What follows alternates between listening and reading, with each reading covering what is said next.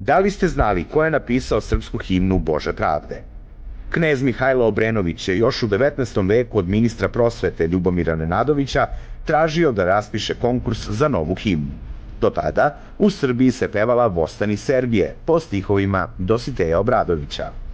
Kada je ubijen knez Mihajlo, na vlast sa 18 godina došao je Milan Obrenović. Tako je za kneževo punoletstvo upriličena predstava Markova sablja, a glavni likovi su bili Marko Kraljević i Vila Ravijojla. Pesmu Bože pravde je u sklopu predstave komponovao Davorin Jenko, a tekst i celokupnu alegoriju Markova sablja je napisao direktor Narodnog pozorišta Jovan Đorđević. Zmaj je napisao himnu protiv kneza Mihajla Obrenovića, a počinjala je stihovima: Bože sveti, podrži nam knjaza, zdrava, krepka, ohola i slavna, jer na zemlji nit je kad god bilo, nit će mu ikad biti ravna. Đorđević je od satirične Zmajeve pesme napravio rodoljubivu, pa je pesma brzo postala popularna u narodu i počela da se peva po neformalnim okupljanjima.